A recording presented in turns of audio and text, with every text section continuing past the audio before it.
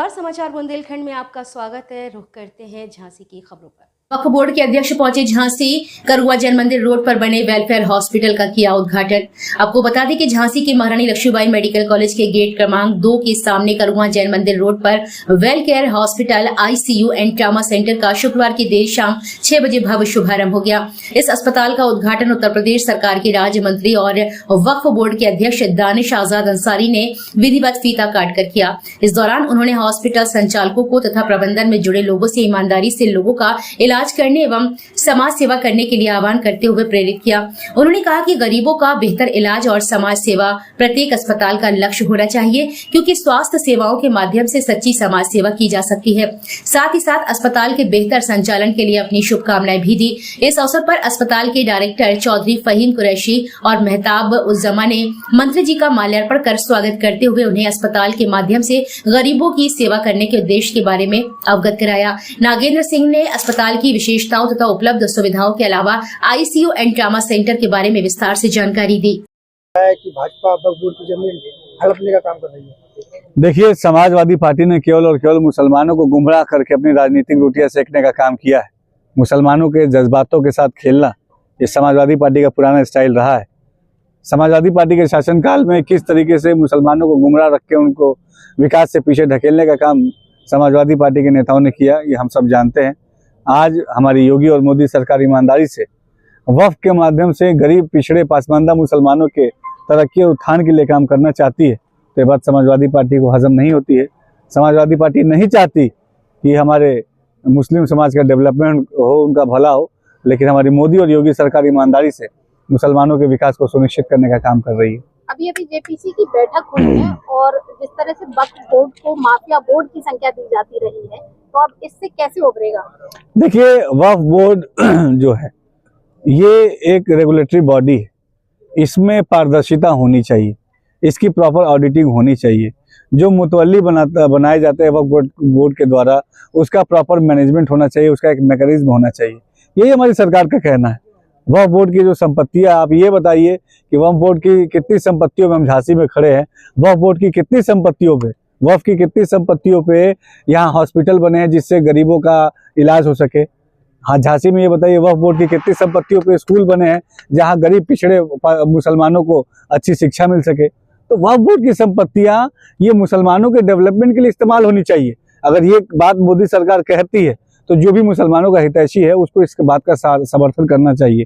वक्फ board के माध्यम से मुसलमानों का विकास हो, ये हमारा एजेंडा है। मंत्री जी, महाकुंभ में मुसलमानों को आने जाने पर कई आपत्तियां आई हैं, उसके लिए आप कहेंगे?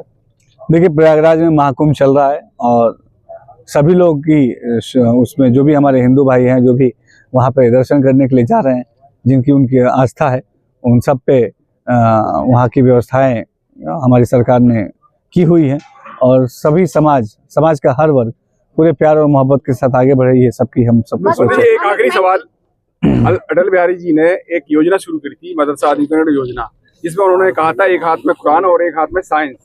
उस योजना को योगी सरकार ने 2017 से, जो मदरसे आधुनिकीकरण की योजना चल रही थी, 2017 से उनका पेमेंट नहीं दिया गया। आप अल्पसंख्यक कल्याण के मंत्री हैं, तो इसके लिए आप क्या पहल करेंगे, जबकि कई ज्ञापन? देखिए, कहना गलत होगा कि 2017 से पेमेंट नहीं मिला है। अगर आप अपनी जानकारी को थोड़ा सुधारेंगे तो ये आप बात देखेंगे कि जो राज्यांश था, ये जो आधुनिकीकरण शिक्षा योजना है, ये केंद्र सरकार की योजना थी। इसमें केंद्रांश केंद्र सरकार द्वारा दिया जाता था और राज्यांश राज्य सरकार द्वारा दिया जाता था। राज्यांश जो भी उत्तर प्रदेश की सरकार को देना था, हमेशा राज्यांश दिया गया है। 2022 के बाद से इस योजना को डिसकंटिन्यू केंद्र सरकार द्वारा किया गया है। लेकिन मदरसा आधुनिकीकरण की योजना जो है, जिसमें हमारे शिक्षक भाई मदरसा शिक्षा के विकास के लिए काम कर रहे थे, उनका डेवलपमेंट हो और उनके हितों की रक्षा हो, ये हमारी योगी सरकार की सोच है। और मदरसा आधुनिकीकरण शिक्षकों को बेहतर भविष्य देने के लिए, उनको व्यवस्थित करने के लिए योगी सरकार जल्द ही कोई ठोस कदम उठाएगी। राजदास महाराज जी ने जिस तरह से, धन्यवाद सर। मंत्री जी, एक आखिरी सवाल, पर आप लोगों ने विजिट किया होगा, तो जो आपने और दूसरे हॉस्पिटल्स हैं उनमें जो प्राइवेट रूम्स रहते हैं उनके चार्जेस ज्यादा रहते हैं। हमारे यहाँ हमने डिलक्स रूम को ही इस तरीके से डिजाइन किया है कि उनमें सारी फैसिलिटीज अवेलेबल रहें। उनमें सोफा भी है और क्या कहते हैं फ्रिज भी है और इंडक्शन वगैरह का भी अरेंजमेंट हमने किया है कि हमारे पास जो पेशेंट आ रहे हैं उनको प्राइवेट रूम जैसी सुविधा डिलक्स में हम दे रहे हैं। अस्पताल खुलने जा रहे हैं आप जी जी, आपके मन में कैसे आया कि अस्पताल खोल के हम जो भी सेवा करें, किस प्रकार इसमें खास इंतजाम हो?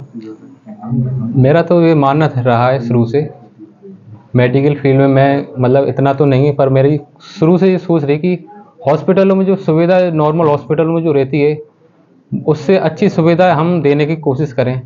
जैसे कि हमने प्राइवेट रूम बनाए हैं कम से कम दामों में अच्छी सुविधाओं के साथ, और दूसरी चीज़ जनरल वार्ड है उसमें भी अच्छी सुविधाएं दी हैं, और हमारा जो नर्सिंग स्टाफ है उसको हमने वेल ट्रेन करके रखा हुआ है जो पेशेंट की अच्छे से ट्रीट कर सके। और इन्हें क्या कैपेसिटी है? फैसिलिटी इसमें अपने कैपेसिटी अपने 20 से 25 बेड का अपने कैपेसिटी है हॉस्पिटल की। उसमें 7 आईसीयू हैं, 4 प्राइवेट हैं, और प्राइवेट में हमारे हैं एक डीलक्स रूम है और एक सेमी डीलक्स है और प्राइवेट है। भाई जी, जो मेडिकल जो प्राइवेट हॉस्पिटल्स की जो छवि है जी। इस समय मेडिकल कॉलेज में उनके आसपास समाज में, उससे आप कैसे निकल के खड़े हो पाए? देखो, मेरा तो उद्देश्य सीधा ये है कि मैं ये इधर फील्ड में आया हूँ, मैं सिर्फ कमाने के उससे नहीं आया हूँ, मैं सेवा के उससे आया हूँ।